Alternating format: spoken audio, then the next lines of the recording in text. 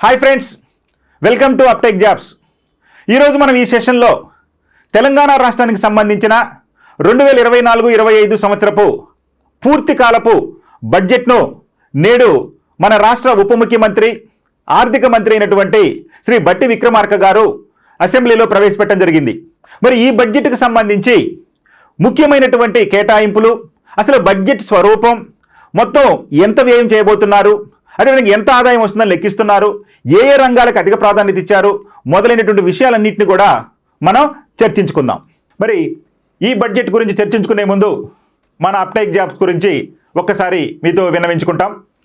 ముందుగా Telangana public service commission group 2కి సంబంధించి పూర్తి సిలబస్ తోటి 4 పేపర్లను ప్రతి సబ్జెక్టుకి సంబంధించి వీడియోలు అందిస్తూ, టెస్టులు నిర్వహిస్తూ, ఆ టెస్టులను ఎక్స్ప్లెయిన్ చేస్తూ, అంతేకాకుండా సెక్షన్ వైజ్గా కూడా మీకు టెస్టులు నిర్వహించడం జరిగింది. ఆ టెస్టులు కూడా ఎక్స్ప్లెయిన్ చేయడం జరిగింది. వీటన్నిటికి సంబంధించి మీకు 6 నెలల వ్యవధితోటి, అంటే డిసెంబర్లో జరిగేటువంటి ఎగ్జామ్ వరకు కోర్సు ఉండే విధంగా మీకు ఇప్పుడు మన యాప్లో అందుబాటులో తీసుకురావడం జరిగింది. ఈ అవకాశాన్ని మీరు వినియోగించుకుంటారని ఆకాంక్షిస్తూ, మరి ఆల్రెడీ మన యాప్ తీసుకున్న వాళ్ళకి లేదా కొత్తగా ప్రిపేర్ అవుతున్నటువంటి వారికి కాకుండా, ఎవరైతే ఎగ్జామ్లో బ్రీఫ్గా, అంటే ఎక్కువ సమయం స్పెండ్ చేయకుండా తక్కువ కాల వ్యవధితోటి ప్రతి సబ్జెక్ట్ను 5 నుంచి 6 గంటల వ్యవధిలో పూర్తి చేసే విధంగా మనం ఒక కోర్సుని డిజైన్ చేశాం. దానిని మనం క్విక్ రివిజన్ అని చెప్పి కూడా పేర్కొనడం జరిగింది. ఈ క్విక్ రివిజన్లో భాగంగా మొత్తం మనకున్నటువంటి 4 పేపర్లను 2 పార్ట్లుగా విభజించి, ఒక్కొక్క పార్ట్లో దాదాపు 9 సబ్జెక్టులు చొప్పున ఉంచి, ఒక్కొక్క సబ్జెక్ట్ని 5 నుంచి 6 గంటల వ్యవధిలో పూర్తి విశ్లేషణ అందించడం జరిగింది. ఇది కేవలం రివిజన్ చేసుకునే వారికి మాత్రమే. దయచేసి మీరు వినండి, కేవలం రివిజన్ ఎవరైతే చేయాలనుకుంటున్నారో వారికి మాత్రమే ఇది ఉపయుక్తంగా ఉండే విధంగా ఈ కోర్సు డిజైన్ చేయడం జరిగింది. దీన్ని కూడా ఉపయోగించుకుంటారని ఆకాంక్షిస్తూ ఇప్పుడు మనం బడ్జెట్ యొక్క వివరాలు ఏంటో చూద్దాం. ముందుగా తెలంగాణ బడ్జెట్ 2024-25. మరి ఈ బడ్జెట్ యొక్క ప్రత్యేకత ఏంటో చూడండి. తెలంగాణ రాష్ట్ర డిప్యూటీ సీఎం మరియు ఆర్థిక మంత్రి అయినటువంటి శ్రీ బట్టి విక్రమార్క గారు శాసనసభలో నేడు అనగా 2024 జూలై 25న 2024-25 ఆర్థిక సంవత్సరానికి సంబంధించినటువంటి పూర్తి స్థాయి బడ్జెట్ను ప్రవేశపెట్టడం జరిగింది. మరి ఈ బడ్జెట్ యొక్క అంచనా ఎంతగా పేర్కొన్నాడయ్యా ఆయన అంటే 2,91,159 కోట్లతోటి ఈ 2024-25 బడ్జెట్ అంచనాలను రూపొందించడం జరిగింది.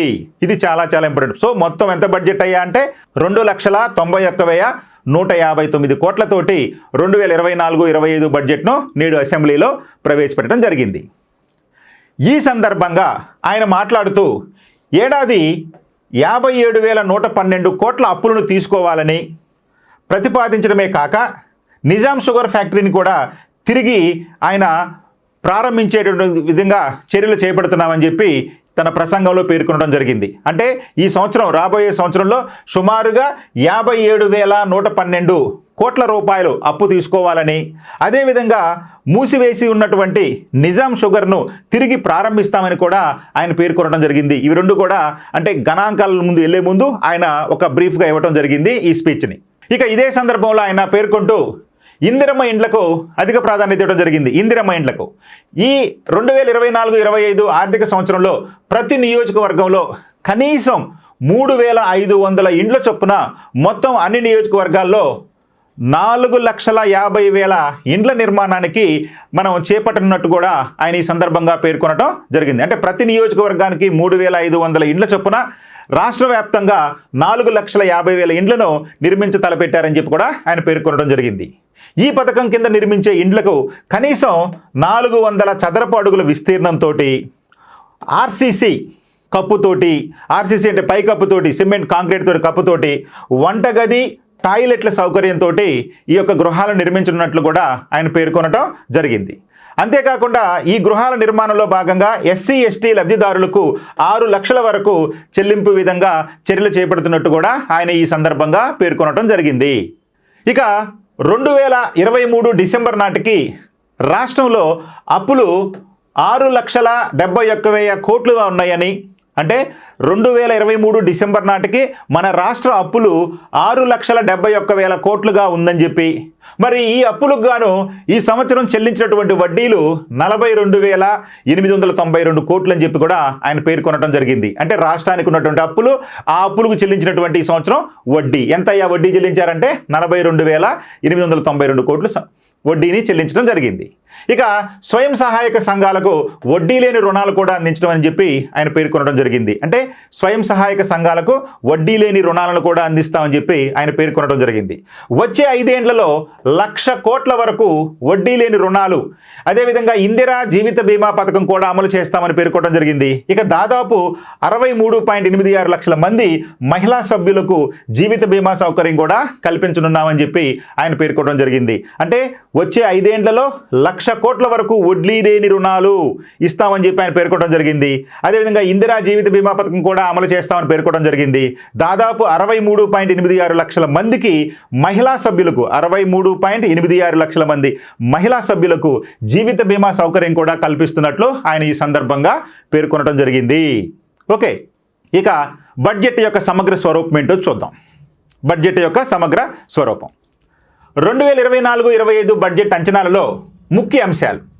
మొత్తం తెలంగాణ రాష్ట్ర బడ్జెట్ ఎంత పరిమాణం అయ్యా అంటే 2,91,159 కోట్లతోటి రాష్ట్ర బడ్జెట్ను రూపొందించడం జరిగింది. అందులో రెవెన్యూ వ్యయం కింద 2,20,945 కోట్లు, మూలధన వ్యయం కింద 33,487 కోట్లు, ఆర్థిక లోటు అంచనా తీసుకుంటే 49,255.41 కోటు, ఇది ఆర్థిక లోటు. అదేవిధంగా ప్రాథమిక లోటు అంచనా ఎంత ఉందయ్యా అంటే 31,525.63 కోట్లు. సో ప్రాథమిక లోటు అంచనా వచ్చేసేమో 31,525.63 కోట్లు. ఆర్థిక లోటు వచ్చేసి 49,255.41 కోట్లు. ఇక మూలధన వ్యయం తీసుకుంటే 33,487 కోట్లు. రెవెన్యూ వ్యయం తీసుకుంటే అత్యధికంగా 2,20,945 కోట్లుగా అంచనా వేయటం జరిగింది. ఇక రెవెన్యూ మిగులు ఎంత ఉందయ్యా అంటే 297.42 కోట్లు. కేవలం చూడండి, రెవెన్యూ మిగులు ఎంత అంచనా ఉందంటే 297.42 కోట్లు రెవెన్యూ మిగులు అంచనాగా పేర్కొనడం జరిగింది. ఇక పన్ను ఆదాయం, మన రాష్ట్రంలో వివిధ రకాల పన్నులు వసూలు చేస్తాం కదా మనం. ఆ పన్ను ఆదాయం ఎంత ఉందయ్యా అంటే 1,38,181.26 కోట్లు పన్ను ఆదాయంగా పేర్కొనడం జరిగింది. ఇక పన్నేతర ఆదాయం తీసుకుంటే 35,208.44 కోట్లుగా పన్నేతర ఆదాయాన్ని పేర్కొనడం జరిగింది. ఇక కేంద్ర పన్నుల్లో వాటా తీసుకుంటే, అంటే కేంద్రం నుంచి మనకి వచ్చేటటువంటి వాటా, పన్నుల రూపంలో మనకి వచ్చే వాటా తీసుకుంటే 26,216.28 కోట్లుగా పేర్కొనడం జరిగింది. అంటే కేంద్రంలో పన్నుల వాటా, కేంద్రం నుంచి మన రాష్ట్రానికి వచ్చే పన్నుల వాటా ఎంత అయ్యా అంటే 26,216.28 కోట్లు రానున్నాయి కేంద్రం నుంచి. ఇక కేంద్ర గ్రాంట్ల రూపంలో, గ్రాంట్ల రూపంలో మనకి 21,636.15 కోట్లుగా రానున్నాయని చెప్పి అంచనా వేయటం అనేది జరిగింది. ఇవన్నీ కూడా బడ్జెట్ అంటేనే మనకి అంచనా, గుర్తుపెట్టుకోవాలి. మనకి అంతే తెలిసిందే కదా బడ్జెట్ అంటే. ఇవన్నీ కూడా అంచనాలు. ఈ 2024-25 బడ్జెట్కి సంబంధించి ఇవన్నీ కూడా అంచనాలు. ఇక కేటాయింపులు ఏ విధంగా చేశారో చూడండి. ఇప్పుడు దాకా మనకి ఏం ఆదాయం ఎంత వస్తుంది, పన్నుల ద్వారా ఎంత వస్తుంది, పన్నేతరంగా ఎంత వస్తుంది, కేంద్ర ప్రభుత్వం నుంచి పన్నుల రూపంలో ఎంత ఆదాయం వస్తుంది, గ్రాంట్ల రూపంలో ఎంత వస్తుంది అని చెప్పి మొత్తం కూడా అంచనాలు తీసుకున్నాం. ఇప్పుడు కేటాయింపులు, మరి మనకు వచ్చినటువంటి ఆదాయాన్ని ఏ విధంగా ఖర్చు పెట్టబోతున్నారు, ఏ రంగాలకు ఎంతెంత ఖర్చు పెట్టబోతున్నారు అనేది చూద్దాం. ముందుగా వ్యవసాయం అనే అనుబంధ రంగం, వ్యవసాయానికి వచ్చేసి మనకి 72,659 కోట్లు వీరికి ఖర్చు పెట్టాలని చెప్పి అంచనా వేయడం జరిగింది వ్యవసాయ రంగానికి. ఇక ఉద్యానవనాలకు తీసుకుంటే 737 కోట్లు, పశుసంవర్ధ శాఖకు తీసుకుంటే 1,980 కోట్లు. అదేవిధంగా 500 రూపాయల గ్యాస్ సిలిండర్ పథకం కోసం ఆల్రెడీ మనకి ఈ పథకాన్ని ప్రారంభించారు కదండి. మరి 500 రూపాయలు సబ్సిడీ ఇస్తున్నారు కదా. మరి ఆ సబ్సిడీ కోసం మరి రాష్ట్ర బడ్జెట్లో ఎంత కేటాయించారయ్యా అంటే 723 కోట్లు కేటాయించడం అనేది జరిగింది. ఇక గృహజ్యోతి పథకం కోసం 2,418 కోట్లు కేటాయించడం అనేది జరిగింది. అంటే గృహజ్యోతి పథకం కోసం 2,418 కోట్లు కేటాయించడం జరిగింది. ఇక హోంశాఖకు ఈ యొక్క శాంతి భద్రతలకు సంబంధించి సంబంధించి హోంశాఖకు 9,564 కోట్లు కేటాయించడం జరిగింది.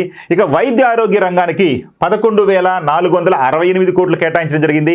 ఐటీ రంగానికి 774 కోట్లు కేటాయించడం జరిగింది. ఇవన్నీ కూడా వివిధ రంగాలకు మనకి కేటాయించినటువంటి నిధులు. ఇవన్నీ కూడా అంచనాలు మాత్రం. అంటే ఈ సంవత్సరం ఈ రంగాలకు ఇంత ఖర్చు పెట్టబోతున్నారు. ఇక నీటిపారుదల శాఖకు 22,301 కోటి, R&B రోడ్స్ అండ్ బిల్డింగ్ శాఖకు 5,790 కోట్లు, ఇక పరిశ్రమల శాఖకు 2,762 కోట్లు, విద్యారంగానికి 21,292 కోట్లు, ప్రజా పంపిణీ పబ్లిక్ డిస్ట్రిబ్యూషన్కి 3,836 కోట్లు, పంచాయతీరాజ్ మరియు గ్రామీణాభివృద్ధి కోసం 29,816 కోట్లు. చూడండి, పంచాయతీరాజ్ మరియు గ్రామీణాభివృద్ధికి 29,816 కోట్లు, ఇందిరా మహిళా శక్తి పథకానికి 5,041 కోట్లు, అదేవిధంగా ట్రాన్స్కో డిస్కమ్లు అంటే విద్యుత్ రంగానికి 16,410 కోట్లు, అడవులు మరియు పర్యావరణానికి 1,064 కోట్లు, సివిల్ సప్లై కోసం 3,836 కోట్లు, అదేవిధంగా నిరుపేద కూలీలకు ఈ ఏడాది నుంచి 12,000 రూపాయల రుణాన్ని అందించడానికి జరుగుతుంది. ఇది ఈ యొక్క 6 గ్యారంటీల అమలులో భాగంగా మరి పేద కూలీలకు ఏడాదికి 12,000 రూపాయలు నగదు సహాయం చేయనున్నారు. ఇక యూనివర్సిటీల కోసం రాష్ట్రంలో ఉన్నటువంటి వివిధ యూనివర్సిటీల కోసం 500 కోట్లు, అదేవిధంగా రైతు భరోసా కింద 15,000 కోట్లు,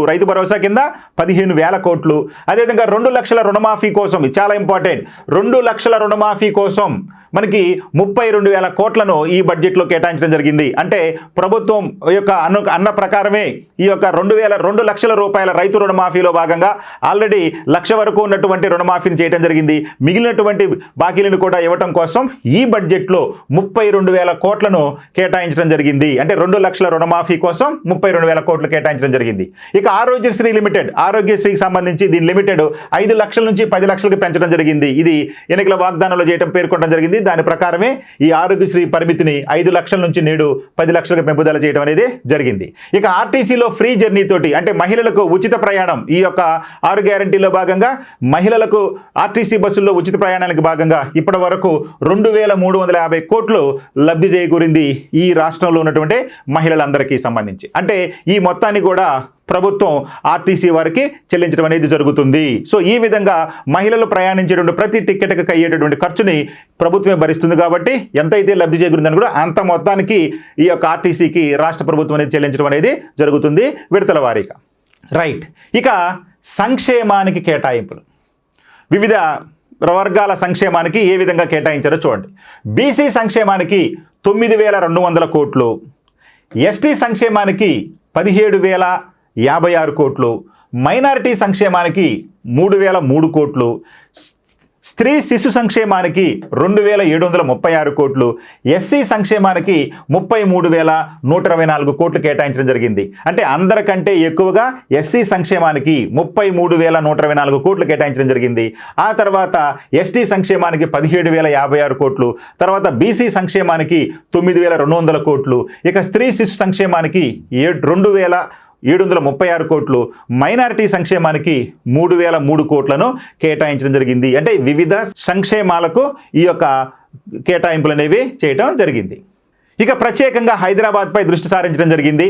అందులో భాగంగానే జీహెచ్ఎంసీ పరిధిలో కేటాయింపులు, జీహెచ్ఎంసీ అంటే మన గ్రేటర్ హైదరాబాద్ మున్సిపల్ కార్పొరేషన్ పరిధిలో కేటాయింపులు తీసుకుంటే మెట్రో వాటర్ వర్క్స్కి 3,386 కోట్లు, హైడ్రా సంస్థకి అంటే డిజాస్టర్ మేనేజ్మెంట్ సంబంధించి ఈ యొక్క ప్రకృతి వైపరీత్యాలు వచ్చినప్పుడు ఈ యొక్క హైదరాబాద్ నగరంలో తీసుకున్న చర్యల కోసం 200 కోట్లను అంటే హైడ్రా సంస్థ అంటారు కదా, దానికి 200 కోట్లు, అదేవిధంగా జీహెచ్ఎంసీలో మౌలిక వసతుల కల్పనకు 3,065 కోట్లు, అదేవిధంగా హెచ్ఎండిఏలో మౌలిక వసతుల కల్పనకు 500 కోట్లు, ఇక విమానాశ్రయం వరకు మెట్రోని విస్తరించడం కోసం మరొక 100 కోట్లు, అదేవిధంగా హైదరాబాద్ నగర అభివృద్ధికి 10,000 కోట్లు, మూసీ రివర్ ఫ్రంట్ ప్రాజెక్టు కోసం 1,500 కోట్లు, ఇక తర్వాత త్రిబుల్ ఆర్ ఆర్ఆర్ ప్రాజెక్టు కోసం 1525 కోట్లు, పాత బస్తీ వరకు మెట్రో విస్తరించడం కోసం 500 కోట్లు, ఇక ఎంఎంటీఎస్ యొక్క మల్టీ మోడ్ ట్రాన్స్పోర్ట్ రైల్వే దానికి సంబంధించి 50 కోట్లు, ఇక ఔటర్ రింగ్ రోడ్డు వరకు మెట్రో విస్తరణకు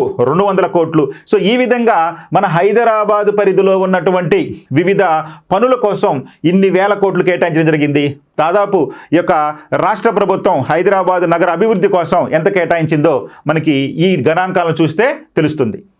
సో ఈ విధంగా రాష్ట్ర ప్రభుత్వం ఆకర్షణీయమైనటువంటి బడ్జెట్ను ప్రవేశపెట్టింది. అంటే కేంద్రం నుంచి అంత అనుకూలమైనటువంటి సహకారం అందపోయినప్పటికీ రాష్ట్ర ప్రభుత్వం తనకున్న పరిధి మేరలో ఉత్తమమైనటువంటి బడ్జెట్ను మనకి ప్రవేశపెట్టిందని చెప్పి మనం చెప్పుకోవచ్చు. సో ఓకే, మీ అందరూ కూడా ఈ డేటాని ఉపయోగించుకొని మీ ఎగ్జామ్స్లో ఏ విధంగా రాబోతున్నాయి ప్రశ్నలు అనేవి తర్వాత కాలంలో నేను మీకు ప్రశ్నల రూపంలో కూడా ఆబ్జెక్టివ్ రూపంలో కూడా ఈ డేటా నుంచి మీకు బిట్లు అందించడం జరుగుతుంది. నిన్న కేంద్ర బడ్జెట్కి సంబంధించి కూడా ఆబ్జెక్టివ్ రూపంలో కొన్ని బిట్లు మీకు అందించడం జరిగింది. అలానే రాష్ట్ర ప్రభుత్వానికి సంబంధించి బడ్జెట్కి సంబంధించి కూడా ఈ బిట్లు మీకు అందిస్తానని, ఈలోపు మీరందరూ కూడా ఒకసారి మళ్ళీ 1-2 సార్లు ఈ రివిజన్ చేసుకొని చూడటం వల్ల మీకు ఈ డేటా మొత్తం కూడా మీకు బాగా గుర్తుంటుంది. తర్వాత ఏ విధమైన ప్రశ్న అడిగినా కానీ మీరు ఆన్సర్ చేయడానికి ఈజీగా ఉంటుందనే ఉద్దేశంతో మీ అందరికీ ఆల్ ది బెస్ట్ చెబుతూ మీ ఎస్విఎన్ సార్. Thank you.